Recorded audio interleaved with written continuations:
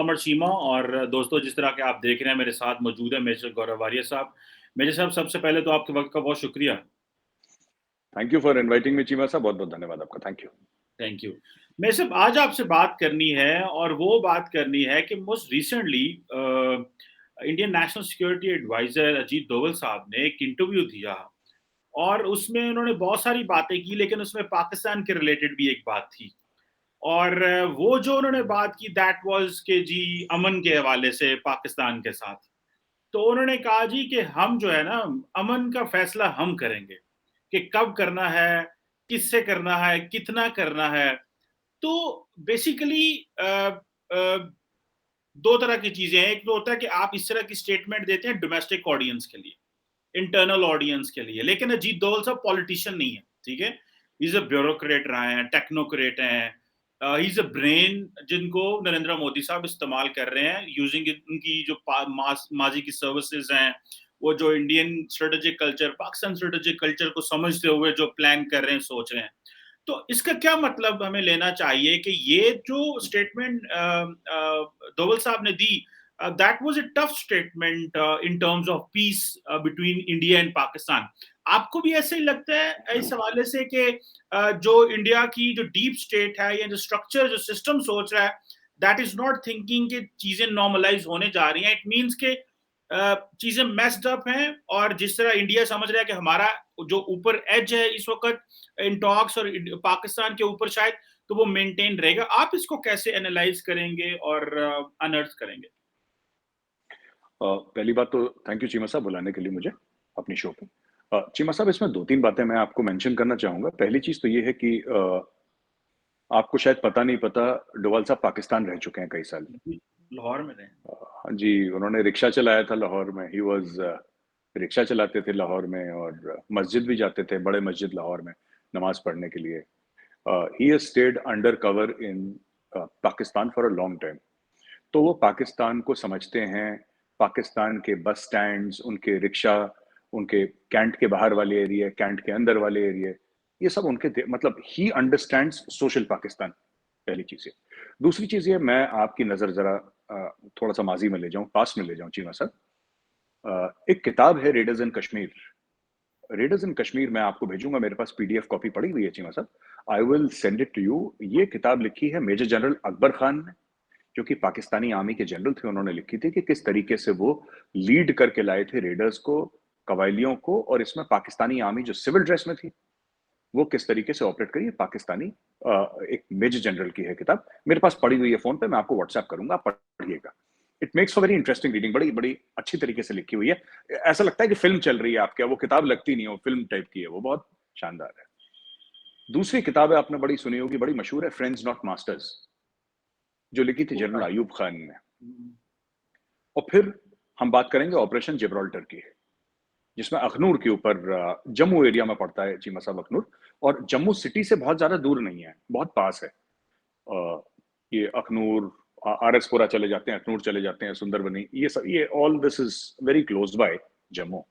और ये जम्मू के एरिया में ही जाता है, जम्मू टाउन से, जम्मू सिटी से, माफ कीजिएगा, ज्यादा दूर नहीं है। आप उसके बारे में पढ़िएगा। फिर अगर मैं आपकी नजर ले जाऊं जो ऑपरेशन चंगेज खान है, इसमें पाकिस्तानी मिलिट्री आर्काइव्स आप पढ़िएगा। तो इसमें से कोई इंडियन ऑथर की मैं बात नहीं कर रहा चीमा साहब। I am not talking about any Indian author, I am talking about Pakistani authors. मैं उनका रेफरेंस दे रहा हूँ, उनकी किताबों का। आप मेरे पास पढ़ी है किताबें वो।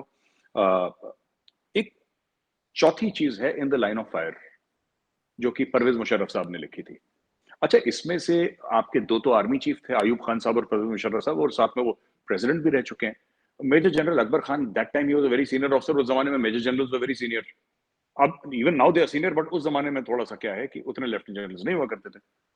तो अगर आप ओवरऑल देखें, मैं डोवाल साहब की जो चीज है, जो उन्होंने बोली, उनके बयान का ना एक हिस्ट्री है। उसको जारहाना बयान की तरह ना देखा जाए, उसको एक कॉन्टेक्स्ट में देखा जाए कि कॉन्टेक्स्ट क्या है। हर समय पाकिस्तान हैज डिक्टेटेड कि कब जंग होगी और कब अमन होगा। बहुत पहले से, आज की बात नहीं है। और मैं आपको किताब का हवाला दे रहा हूं, जैसे कि मैंने आपको ऑपरेशन जिब्राल्टर के बारे में बताया, और इसमें पाकिस्तानी मिलिट्री आर्काइव्स में अगर आप जाके पढ़ेंगे, जो पाकिस्तान ने खुद लिखी है, उसमें देखिएगा। ये ऑपरेशन चंगेज खान, जो कि 2 दिसंबर को लॉन्च हुआ था और 11 एयरफील्ड्स पे इंडिया के अटैक हुआ था 1971 की जंग के पहले। हालात उससे पहले खराब हो चुके थे चीमा साहब। वो जंग तो तब शुरू हुई फॉर्मली, हालात उसके पहले काफी खराब हो चुके थे, 1 डेढ़ साल 2 साल से खराब चल रहे थे।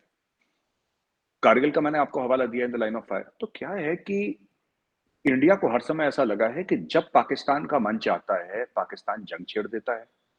जब पाकिस्तान का मन चाहता है, पाकिस्तान अमन की बात करता है। अगर आप 26/11 का देखें, जो इंडिया इंडिया के लिए बहुत ही दर्दनाक हादसा रहा, एक टेररिस्ट अटैक था, उसमें पाकिस्तान के अंदर 3 एफआईआर फाइल हो चुके हैं। Pakistanis have themselves file FIR against 2611, वो पाकिस्तान के अंदर के एफआईआर है। डोवाल साहब ने जो बात करी, he spoke with a historical perspective, कि जब पाकिस्तान की मर्जी होती है, पाकिस्तान जंग छेड़ देता है। जब पाकिस्तान की मर्जी होती है, पाकिस्तान अमन की बात करता है, और बिना प्रोवोकेशन के जंग। अगर भारत पाकिस्तान को छेड़े, तो मुझे बात समझ में आती है कि साहब इंडिया ने कोई हरकत करी, मिलिट्री हरकत करी, और पाकिस्तान ने मुंह तोड़ जवाब दिया। ये बात मुझे एज अ ह्यूमन बीइंग समझ में आती है। कारगिल के लिए तो कोई वो नहीं था, जब कारगिल पे मुशर्रफ साहब चढ़ दौड़े थे, तो कारगिल के लिए तो कोई ऐसा नहीं था कि कारगिल में इंडिया ने कुछ छेड़ा था। हमारी तो एक ट्रीटी थी, 19 मैप्स थे, आपने भी साइन करे, हमने भी साइन करे। वो मैप साइन करके हम लोग चुपचाप बैठे थे। 1999 में पाकिस्तानी फौजें कुछ नीचे गई, कुछ ऊपर रह गई, बाकी ऊपर आए। ये बोला गया कि मुजाहिदीन हैं, हम लोगों को नहीं पता, कश्मीरी फ्रीडम फाइटर्स हैं, कोट अनकोट। उसके बाद ये कारगिल की जंग शुरू हुई। पहले पाकिस्तान ने मना करा कि हमारे बंदे ही नहीं है। फिर बाद में कैप्टन कर्नल शेर खान को और काफी लोगों को उन्होंने गैलेंट्री अवार्ड्स भी दिए, और फिर बेरियल्स भी हुए, जिसकी वीडियो वो पूरी मौजूद है। चीमा साहब, बेसिकली बेसिकली चीमा साहब, कहने की बात यह है कि under the defensive offense doctrine, और you can call it the Doval doctrine also, आप उसको डोवाल डॉक्ट्रिन भी कह सकते हैं, आप उसको डिफेंसिव ऑफेंस डॉक्ट्रिन भी कह सकते हैं। इंडिया, उसके मतलब कई सारे हैं, और आप अच्छी तरीके से जानते हैं, you know better than me what it stand, you have done a study on it. उसका एक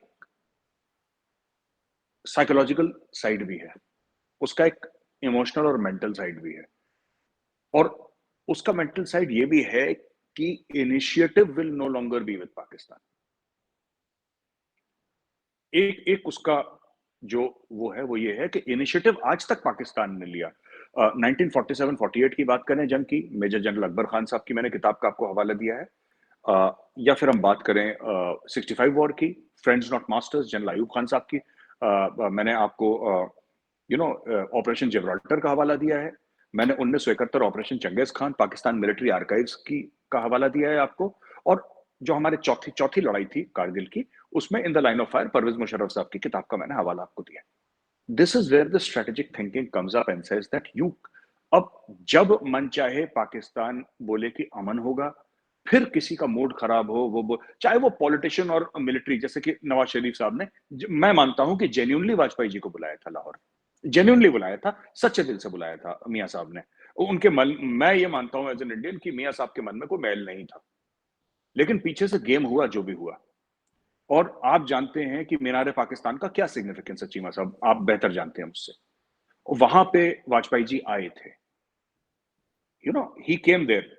तो जो पाकिस्तान में बड़ा एक एक शिकायत है कि इंडिया ने कभी हमें तस्लीम नहीं करा, शायद मुझे ऐसा लगता है, ये मेरी अंडरस्टैंडिंग है कि शायद वो शिकायत भी दूर करने आए थे कि जनाब हम कौन होते हैं तस्लीम करने ना करने वाले, पाकिस्तान एक खुद मुख्तार मुल्क है। Who are we to say that we recognise और don't recognise, Pakistan is a reality and the world recognises it, so India also recognises it. लेकिन ये सब चीजें हुई, तो he is coming from that perspective Cheema साहब, कि now we will decide for very long, for 70 years Pakistan has decided that जंग कब होगी, अमन कब होगा, but now we have had enough, now India will decide. तो जो एनएसए साहब ने बात करी थी, he spoke from that perspective. So मैं सर बिल्कुल आपने जो हिस्टोरिकल रेफरेंस दिए along with the books and all that, वो दैट मेड सेंस बिकॉज बहुत सारे लोगों का एक पर्सपेक्टिव यहाँ पे भी इसी इन्हीं लाइंस पे मिलता है कि ये बात जो है वो भले ऑपरेशन जिब्राल्टर हो या कारगिल हो, ये कहीं ना कहीं पे एक किस्म की एडवेंचरिज्म थी। 2014 पे अगर आ जाएं, अगर वो जो बात करते हैं दोवल साहब, 2014 ऑनवर्ड जब प्राइम मिनिस्टर मोदी आते हैं पावर में, तो आप क्या देखते हैं? अब now the tide has turn, अब आप क्या समझते हैं वो जो दोवल साहब कहते हैं कि हम अमन का डिसाइड करेंगे, तो it means the ball is in India's court के फॉर इंस्टेंस जैसे नरेंद्र मोदी साहब ने और 1-2 दफ़ा ये हुआ कि 2016 में जी हमने सर्जिकल स्ट्राइक की, फिर जब अभिनंदन का ये केस हुआ उस पे जी हमने सर्जिकल स्ट्राइक की। तो ये जो चीज़ है, इसको आप कैसे देखते हैं? बिकॉज़ मुझे इस चीज़ की अंडरस्टैंडिंग है, जब हम स्ट्रेटेजिक स्टडीज़ पढ़ते थे, तो हम ये पढ़ते थे कि भई there is a possibility of a limited scale war under a nuclear overhang, कि हम हमेशा यस। ये हम एक स्टेटमेंट हमारे स्कूल में पढ़ाई जाती थी, स्कूल ऑफ पॉलिटिक्स में जहाँ मैं पढ़ता था, इंटरनेशनल रिलेशंस। हमारे जो प्रोफेसर्स होते थे। तो अभी क्या पॉसिबिलिटी है? आप क्या समझते हैं ये जो सर्जिकल स्ट्राइक वाले डायलेमा है, बहुत सारे लोगों ने कहा पॉलिटिकल गेन्स के लिए है, बहुत सारे लोगों ने कहा कि नहीं वाक़ई इंडिया विल जिसे कहते हैं ना, किसी ने कहा जी हॉट परसूट है, हालाँकि हॉट परसूट वाली टक्कर यहाँ पे लगती नहीं थी एनी हाउ। सो आप कैसे देखते हैं मेजर साहब कि ये जो टर्न है कि अब इंडिया जो है अगर वो लाइन ऑफ एक्चुअल कंट्रोल को वायलेट करता है, वो इंटरनेशनल बाउंड्री को वायलेट करता है, तो आप क्या समझते हैं ये जो एडवेंचरिज़्म होगी या जो इंडिया कहता है जी कि हम हमारा ये हक है कि अगर लेट्स से हम वहाँ पे अटैक करना चाहते हैं, तो डू यू सी कि फिर ये तो वो जो लिमिटेड स्केल वॉर वाली बात है, वो तो उसकी तो possibility that is on the cards. मतलब लास्ट टाइम भी अगर जो हुआ था, अगर पाकिस्तान पायलट ना वापस भेजता या उस वक़्त लीडरशिप ना सोचती कि अगर एक चीज़ हुई है उनसे, उन्होंने एक स्ट्राइक की है बालाकोट में, उनके फिर जहाज़ आए, हमने गिरा दिए, वापस कर दिया सोल्जर जो अभिनंदन को वापस कर दिया, तो दैट वाज़ अ गुडविल जैसे डी-एस्केलेशन थी। तो आप क्या समझते हैं keeping in mind 2014 onward and looking these behaviors which has a complete backing of the civilian government in India, आप कैसे देखते हैं चीजें आइंदा आने वाले दिनों में जो अनर्थ होंगी, वो जो है वो it it there is a possibility of limited scale war अगर मजीद जो है वो किया जाता है, क्योंकि पाकिस्तान कहता है कि जी ठीक है अगर इंडिया ऐसे करेगा तो हमारे पास भी तो चॉइस है, हम भी तो कर सकते हैं। तो फिर जाहिर बात है पाकिस्तान के पास तो कोई चॉइस नहीं है नॉट टू रिस्पॉन्ड, क्योंकि हमारे पास तो इस वक्त चॉइस ही कोई नहीं है। मतलब आगे ही बहुत सारी चीजें पोलिटिसाइज हुई हैं पाकिस्तान में। तो आप इसको कैसे देखते हैं कि अगर आइंदा भी इंडिया का प्लान है, क्योंकि लग तो ये रहा है दोवल साहब बात कह रहे हैं कि they will do it again, तो आप फिर क्या देखते हैं? फिर आप लिमिटेड स्केल वॉर देखते हैं, छोटी सी जिस तरह फॉर एग्जांपल मिसाइल फायर हो गया, काजी एक्सीडेंट था, हमसे पता नहीं चला। तो आप इस सब को इसको किस कैलकुलेशन में लेके आएंगे? चीमा साहब बहुत अच्छा सवाल है और मैं इसका इस तरीके से जवाब दूंगा कि 2014 में जब मोदी जी आए थे ना, तब से मोदी जी ने 2014 में और 2015 तक मोदी जी ने कोई अग्रेसिव बात नहीं करी थी। उन्होंने मियाँ साहब को अपनी स्वेरिंग इन के लिए बुलाया भी था। उनको वार्म वेलकम करा पूरे प्रोटोकॉल के साथ, जो एक पाकिस्तान जैसी एटमी रियासत के वजीर आजम को मिलना चाहिए, with full honours and full pomp and show and everything. Protocol के साथ मियाँ साहब को वेलकम करा। He was sitting there. उनके घर में फंक्शन था। ही सेड आ जाओ Modi ji, against the advice of the SPG, the special protection group and the protocol people. He said कि नहीं, बुलाया है, मुझे जाना चाहिए, क्योंकि मामला घर का, ये पॉलिटिकल मामला, डिप्लोमेटिक मामला नहीं, मेरे दोस्त ने घर पे बुलाया है और दोस्त बुलाएगा, घर में शादी है, लड़की की शादी है, तो जाना चाहिए। There are social context to this also in the Indian context की बेटिया की शादी है, मुझे जाना चाहिए। आपके यहाँ भी आई थिंक यही चीज होती होगी कि हाँ बेटी की शादी है तो then you go. And Modi ji गए भी, and I think that was a goodwill gesture. उसके बाद जो हुआ, चाहे उड़ी वाला मामला, चाहे पठानकोट वाला मामला, things started turning back to us. और मुझे ऐसा लगता है कि मियाँ साहब ने समझाया भी होगा कि साहब it's not under my control, ये सब मैं नहीं कर रहा। But the fact of the matter is कि यही चीज मियाँ साहब ही जब प्राइम मिनिस्टर थे तब कारगिल भी हुआ था। अब same prime minister on another this thing he comes and then he talks about कि साहब ये मेरे कंट्रोल में नहीं है, ये तो किसी नॉन स्टेट एक्टर ने कर दिया या फौज ने करवा दिया, जो भी XYZ, मुझे नहीं पता क्या स्टोरी है, लेकिन ये काम हो गया। जहां तक आपने बोला कि there is possibility of a limited conflict under the nuclear overhang, ये बात हम लोग भी कहते हैं चीमा साहब। तो इसके दो पहलू हैं। जो इंडिया राफेल खरीद रहा है या इंडिया S-400 खरीद रहा है, मोस्टली फॉर चाइना, ये बात सच है, मोस्टली फॉर चाइना। बट और इंडिया ने ट्रूप्स भी मूव करे हैं from the western to the eastern border. But इसका मतलब ये नहीं है कि India has lowered it guards against against Pakistan. वहां पे भी हमारा जबरदस्त डिप्लॉयमेंट है चीमा साहब, हमारी मैक फोर्सेस का, हमारी आर्टिलरी का, हमारी इन्फेंट्री का, हमारी स्पेशल फोर्सेस का, और सबका वहां पे है इन्वॉल्वमेंट बहुत ज्यादा है। And we believe and we are preparing because we cannot let our guard down. We firmly believe, I have spoken to a lot of people, and they firmly believe that yes, a limited war with Pakistan will happen. जहां तक पाकिस्तानियों का ये मानना है कि हमारे पास कोई ऑप्शन नहीं है except to go nuclear in case of an Indian aggression और इंडियन वॉर। इंडिया को लगता है कि दिस इज ब्लफिंग, क्योंकि बहुत समय तक पाकिस्तान ने ये कहा है कि हम तो कारगिल पे चढ़ जाएंगे, हम तो तुम्हारे 527 बंदों को वीरगति को प्राप्त हो गए जो उनको हमने मार दिया, वो हम कर देंगे, लेकिन अगर तुमने जवाब दिया तो हम बम मार देंगे तुम्हारे ऊपर। So military planners in India and the strategic thinkers in India have decided, अब जैसे पाकिस्तान से कोई भी कहता है, शेख रशीद साहब है, हो सकता है हम लोग हंस भी दें प्राइवेट कॉन्वर्सेशन में कि शेख साहब कहते हैं पाव पाव किलो के बम है और हमारे पास ऐसा बम है जो कि मुसलमानों को सेफ रखे लेकिन हिंदुओं को मार दे, वो जिस कॉन्टेक्स्ट में भी उन्होंने कहा है। बट देखिए, in India they have said okay, and they have noted it down and they have sent it to various people around the world who deal with such matters कि here is the sitting home minister of nuclear country who's actively talking about a nuclear strike। अब हो सकता है कि शेख साहब ने मजे मजे में कहा हो, पर ये बहुत इन द लॉन्ग रन ना बूंद बूंद से सागर भरता है, जैसे हिंदी में कहते हैं, with drops, small little drops and ocean fills up।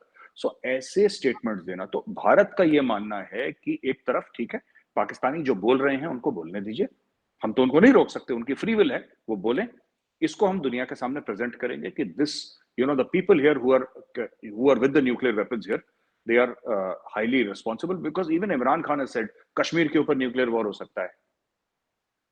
इनको ये नहीं पता कि न्यूक्लियर वेपन का वर्ड मुंह से लेना ही नहीं है, इनको किसी ने या तो बताया नहीं है, एजुकेट नहीं करा। न्यूक्लियर वेपन्स आपके पास है, आप चुप रहिए, बिल्कुल आपको बोलना नहीं है उसके बारे में। रमीज राजा साहब जो बड़े मशहूर क्रिकेटर हैं और एक बॉलीवुड फिल्म गुलामी में भी वो हीरो बने थे, फिर रमीज राजा साहब, और बड़े मशहूर क्रिकेटर हैं और पाकिस्तान क्रिकेट बोर्ड के वो आई थिंक चेयरमैन भी रह चुके हैं, समथिंग लाइक दैट। वो भी एक बार कमेंट्री में उनके मुंह से निकल गया, इंडिया पाकिस्तान का मैच हो रहा था कि a match between two nuclear armed neighbour, you understand, everything is taken, every single thing is taken. और इसमें हिंदुस्तानी बड़े तेज हैं, आपके मुंह से कुछ निकलेगा, it will be noted, it will be presented with proper documentation to the right people in the world.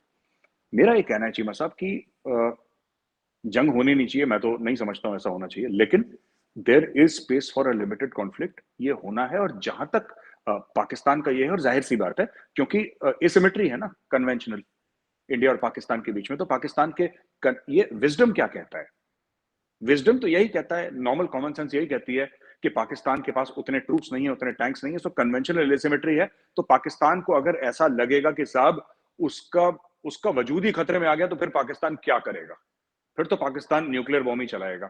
ये एक ओवरऑल थिंकिंग है पाकिस्तान के अंदर। इंडिया के अंदर ये थिंकिंग है कि ऐसा नहीं है, अगर आप शैलो थ्रस्ट करते हैं 40-60 किलोमीटर 80 किलोमीटर इनसाइड पाकिस्तान, तो ऐसा कुछ भी नहीं होगा, पाकिस्तान नहीं करेगा, ऐसा हमारा मानना है, नहीं करेगा। ये गीदड़ भपकी कहते हैं इसको हिंदी में, I don't know what you से इन उर्दू, बट ये ऐसी है, ये बोल रहे हैं, हर समय बोलते हैं, फिर एग्जांपल दिया जाता है, तो शेख रशीद ने भी ऐसे ही बोल दिया था, ऐसे ही बोलते हैं, इसमें कोई दम नहीं है, और अगर लड़ाई होगी वी विल गो इनसाइड। सो हम जो अरबों डॉलर खर्च कर रहे हैं डिफेंस पे, इट इज नॉट दैट कि वी डोंट थिंक कि लड़ाई होगी नहीं, वी थिंक कि लड़ाई होगी। There will be limited conflict with China and also with Pakistan, दोनों के साथ we have to prepare for it. चले, ये तो बात आपकी समझ आ गई कि आप कह रहे हैं कि पाकिस्तानी ब्लफ कर रहे हैं। ये बहुत देर से बात जो है वो चल रही है इंडिया के अंदर कि जी पाकिस्तान ब्लफ कर रहा है। शेख रशीद का रेफरेंस दिया जाता है। शेख रशीद ऑब्वियसली जो है मैं समझता हूँ सबको पता है एक बड़े वो इस तरह के एक्टर हैं, लेकिन ज़ाहिर बात है बीइंग एन इंटीरियर मिनिस्टर हर लफ्ज़ की वैल्यू है, और ये सिर्फ आपने नोट किया, पूरी दुनिया में ये नोट किया जाता है कि कौन किस मुल्क का कौन-सा मिनिस्टर किस पोज़ीशन में और क्या बात कर रहा है। सो ये चीज़ें तो हैं। लेकिन बार-बार जब आप लफ्ज़ ब्लफ बोलते हैं मेरे साहब, तो आप ज़ाहिर बात है आप पाकिस्तान की जो न्यूक्लियर हिस्ट्री से बहुत सारे लोग वाकिफ़ होंगे कि जो पाकिस्तान के पास स्ट्रैटेजिक वेपन्स हैं, ठीक है? तो फिर हमने जैसे देखा कि हालात जो हैं वो इस तरह के बदल रहे हैं कि जो स्ट्रैटेजिक वेपन्स हैं ये they can not be used. So और पाकिस्तान ने अब जो जिसे कहते हैं ना जो न्यूक्लियर की थ्रेशोल्ड है वो भी बड़ी करीब नीचे कर दी हुई है। For instance and that is obviously to stop the conventional war, जिस तरह की आप बात कर रहे थे। थ्रेशोल्ड ये है कि भाई हमारे पास शॉर्ट रेंज न्यूक्लियर मिसाइल्स हैं जिन्हें हम बोलते हैं विच इज नसर के नाम से, दैट इज इसकी रेंज को 60 किलोमीटर के करीब है। सो वो जो शेख रशीद कहते हैं वो मेरा ख्याल है इसको जो है वो he calls it pav pav आधा पाव, वो इट्स नॉट लाइक दैट पाव आधा पाव 1 किलो। दैट इज बेसिकली जो मुझे थोड़ी सी अंडरस्टैंडिंग है थोड़ी बहुत न्यूक्लियर टैक्टिकल न्यूक्स हैं, टैक्टिकल न्यूक्स हैं। न्यूक्लियर वेपन्स हम उन्हें कहते हैं, शॉर्ट रेंज न्यूक्लियर वेपन्स हम उन्हें कहते हैं, टैक्टिकल लफ्ज उनके लिए इस्तेमाल होता है। सो जो ये चीज वो कर रहे हैं कि इंडिया ये कह रहा है कि जी पाकिस्तान ब्लफ कर रहा है, तो आप नहीं समझते कि पाकिस्तान का स्ट्रेटेजिक वेपन से टैक्टिकल वेपन्स पे आ जाना, एक लॉन्ग रेंज, आप हमारे पास मिसाइल रेंज है 2000-2500 भी जा सकती है, 60 किलोमीटर पे भी जा सकती है। सो इट मीन्स कि, और उसका फिर मैं देख रहा था कि जो रेडियस भी आई थिंक 1 into 1 किलोमीटर है, उसका वो डायमीटर बड़ा नहीं है कि वो that will have a larger और बिगर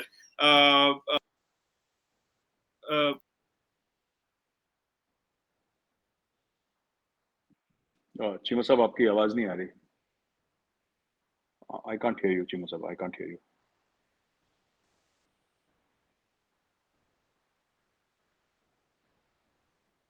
आवाज आपकी नहीं आ रही चीमा साहब। आप चाहते हैं कि मैं आपको आपको अब आवाज आ आप रही है? क्लियर है, अब क्लियर है, अब क्लियर है चीमा साहब, अब क्लियर है। अच्छा, चलिए मैं ऐसे हाँ बोल लेता हूँ। तो वो उसमें जी। ये है कि वो आखिरी बात में जो अभी फिर बंद हो गई चीमा साहब, फिर बंद हो गई। चले, आप किसी चीज, आप कोई बटन दबा रहे हैं मुझे लगता है। जी, जी, वो एक्चुअली मैंने एक बटन अनम्यूट का दबाया था, तो वो अभी जो है वो म्यूट किया हुआ, लेकिन वो आपको आवाज़ आ रही है, खैर एनीहाउ।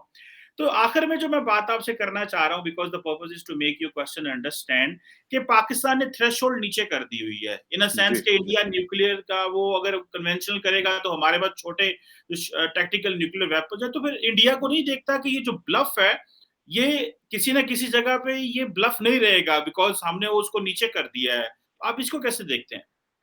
देखिए, 2 चीज़ें हैं, अगर आप टैक्टिकल न्यूक्स यूज़ करते हैं भारत के ऊपर, जिसको आप कहते हैं नसर का 60 किलोमीटर का रेंज है, तो आप पाकिस्तान की सरज़मीन पे करेंगे। क्योंकि आप तभी इस्तेमाल करेंगे जब इंडिया अंदर चला जाएगा पाकिस्तान के। और अगर आपको भारत के ऊपर करना है, तो फिर आप तभी करेंगे। अगर आप भारत के अंदर मारना है, फिर आपको तो फिर वो टैक्टिकल न्यूक्लियर वेपन्स नहीं रहे, फिर आपको अपना लॉन्ग डिस्टेंस, वो हतफ और आपके बाकी जितने भी हैं आप, फिर वो उसको इस्तेमाल करेंगे। ठीक है चीमा साहब, पहली चीज़ ये। दूसरी चीज़ ये है कि जैसे पाकिस्तान ने अपना न्यूक्लियर थ्रेशोल्ड कम कर दिया, इंडिया ने अपना कन्वेंशनल थ्रेशोल्ड कम कर दिया। इसमें और 2-3 चीज़ें हैं जो मैं आपके व्यूअर्स को समझाना चाहूँगा चीमा साहब। आप you are a student of geopolitics, आप समझते हैं ये, हो सकता है व्यूअर्स ना समझें। ऐसा है कि इंडिया ने ये बोला है कि there will be armed response, there will be military response, there will be diplomatic response, there will be economic response. तो होल ऑफ गवर्नमेंट अप्रोच के बारे में हम लोगों ने बात करी थी, आपको याद होगा कुछ 2-3 एपिसोड पहले। ये ही है वो। तो जिस तरीके से इंडिया जाके वर्ल्ड के साथ लॉबी करता है, ठीक है? वर्ल्ड के साथ लॉबी करता है इंडिया, और इंडिया ये बोलता है कि ठीक है, आप पाकिस्तान को एफएटीएफ में रखें। मैंने पाकिस्तानी न्यूज़पेपर में ही पढ़ रहा था कि करीब 38 अरब डॉलर का अभी तक पाकिस्तान को लॉस हो गया है, 38 अरब डॉलर्स का, बिकॉज़ ऑफ एफएटीएफ। ऐसा मैंने पढ़ा। तो मुझे नहीं पता ये सही है कि गलत है, बट मैंने पढ़ा ऐसा। तो चीमा साहब, ये जब पाकिस्तान, तो अलग-अलग, अब पाकिस्तान हो सकता है कि कुछ महीनों में एफएटीएफ से बाहर आ जाए, राइट? जैसे ये थ्रूपुट एक पाइप होता है चीमा साहब, आप इसको ऐसे समझिए, मैं मैनेजमेंट का जार्गन इस्तेमाल कर रहा हूँ। जो पाइप है, पाइप में से आप नल में पानी जाएगा पाइप से और बाहर निकलेगा, हज़ारों लीटर पानी निकल जाए उसके अंदर। लेकिन पाइप के अंदर जो at one single point of time जितना पानी रहता है, वो पानी एक ही होता है। अगर पाइप के अंदर 1 लीटर पानी है, तो 1 ही लीटर रहेगा जब तक पानी आ रही है ना, with in that parameter of the pipe, the total, size of the pipe. So the throughput in the system remains the same. अब इसका मतलब क्या है? इसका मतलब यह है कि पाकिस्तान अगर एफएटीएफ में है, तो पाकिस्तान के पास पॉलिटिकल इंस्टेबिलिटी भी है, और पाकिस्तान के पास आईएमएफ के प्रोग्राम जाके जो पाकिस्तान में कॉस्ट ऑफ लिविंग बढ़ रही है, ये भी है। और वो बढ़ती रहेगी जब तक पाकिस्तान इंडिया के साथ ट्रेड नहीं करेगा, क्योंकि बगल में बॉर्डर है हमारा, अटारी वाघा, ये रहा लाहौर, कितना दूर है? It's hardly 1 hour drive from Amritsar. तो अब जब ये बात करेंगे कि इंडिया के साथ ट्रेड करनी है, इंडिया कहेगा नहीं साहब, आपने रोकी थी, अब हम डिसाइड करेंगे। हमने नहीं रोकी थी ट्रेड, ट्रेड तो चल रही थी। इमरान खान साहब ने बोला 5 अगस्त के बाद कि जी। तो चीमा साहब, आप एफएटीएफ से भी निकल जाएंगे, लेकिन परेशानी उतनी रहेगी, क्योंकि throughput in the system will remain the same. Cheema साहब, 2-3 परेशानियां रहेंगी। आप आईएमएफ के प्रोग्राम से निकल जाएंगे, फिर भी throughput in the system will remain the same. The throughput in the system will remain the same even after 10 years. So जब हम बात करते हैं होल ऑफ नेशन अप्रोच की, सीमा सर, तो what we are trying to say here sir is that it is not just military response, जैसा पाकिस्तान सोच रहा है कि न्यूक्लियर ओवरहैंग के under scope of a limited conflict, वो तो है ही, वो तो हम भी मानते हैं, आप भी मानते हैं, उसमें हमारी कोई डिफरेंस ऑफ ओपिनियन नहीं है। लेकिन this is war by other means. जब हम कहते हैं वॉर बाय अदर मीन्स, तो आप किस तरीके से you wage war by other means, this is economic warfare, right? जैसे चीजों के दाम बढ़ने, जाहिर सी बात है, and it is not just related to fuel prices, there are so many other factors, inflation for one, there are so many factors, right? आपका जीडीपी कितना है और आपका इन्फ्लेशन कितना है, ये दो ही तो फैक्टर हैं जिनके साथ आप खेल लेंगे, और आप कितना खेल लेंगे इनके डिफरेंस में, तो वो चीजें होंगी। आपका लोन लेना प्रॉब्लम हो जाएगी, एक आम आदमी को बैंक से लोन लेने में प्रॉब्लम हो जाएगी, क्योंकि आपके जो म्यूचुअल फंड में आप इन्वेस्टमेंट करते हैं, मैं आपको बताता हूँ, आप जो म्यूचुअल फंड में इन्वेस्टमेंट करते हैं उसके रिटर्न्स आपको बहुत कम मिलेंगे। आपकी एफडी इतनी आपको रिटर्न नहीं देगी अगर आप फिक्स डिपॉजिट करते हैं बैंक में। This is a whole of nation approach to war fighting, in which आपके 10-15 चीजें होती हैं जिसमें आप फोकस करते हैं कि make everything a problem legally. Legally India ने कोई इलीगल काम नहीं करा, legally you make it so difficult that the throughput in the system remains the same. Pipe के अंदर पानी उतना ही रहेगा। तो जो भी पाकिस्तानी सेलिब्रेट कर रहे हैं कि साहब हम एफएटीएफ से निकल जाएंगे, नहीं, ये प्रॉब्लम सर पे खड़ी रहेंगी। आप आईएमएफ के प्रोग्राम से निकल जाएंगे फिर भी 4 प्रॉब्लम खड़ी रहेंगी, एंड ये सारी लीगल प्रॉब्लम्स है, इसमें इलीगल कुछ नहीं है। तो उसमें नसर हतफ ये कुछ नहीं कर पाएगा, क्योंकि अगर दूध का दाम 200 रुपए लीटर हो गया, 250 रुपए लीटर हो गया कल, उसमें हतफ क्या कर लेगा, उसमें नसर क्या कर लेगा, वो तो रहेगा उतना। सो दिस इज चीमा साहब, I was just trying to explain to our viewers, मतलब आपको पता ही है, मुझसे बेहतर पता है, लेकिन व्यूअर्स के लिए मैं बताना चाह रहा था। I can't hear you Cheema साहब। अभी आ रही है। अच्छा, जी इसमें जी जी। इसमें यह है कि बिल्कुल सही कह रहे हैं कि basically India believes in a war by other means, जो that is as important as जो कन्वेंशनल या जो वो बाकी चीज है। तो उसमें जारी बात है कि आप वो लड़के वो चीजें नहीं ले सकते जो आप जो है वो, जिसे हम नॉन ट्रेडिशनल सिक्योरिटी आज के दौर में कहते हैं, कि इकोनॉमी है और बहुत सारी चीजें हैं, फूड सिक्योरिटी, बड़े सारे मामला हैं। खैर एनी हो, जारी बात है ये एक लंबी डिस्कशन है, लेकिन मैं आज इतना ही इसको रखूंगा, because I really wanted to understand के what is in India's mindset, और खास तौर पे ये जो अजीत डोवल साहब का जो डॉक्ट्रिन के हवाले से, एंड देन इज रिसेंट जो इंटरव्यू था ANI को, उसके हवाले से। थैंक यू वेरी मच मेरे साहब for your time and for thank you, always helping us to understand what India is thinking and thank you India's Cheema साहब, बहुत शुक्रिया, thank you. Thank you Cheema साहब, थैंक यू चीमा साहब।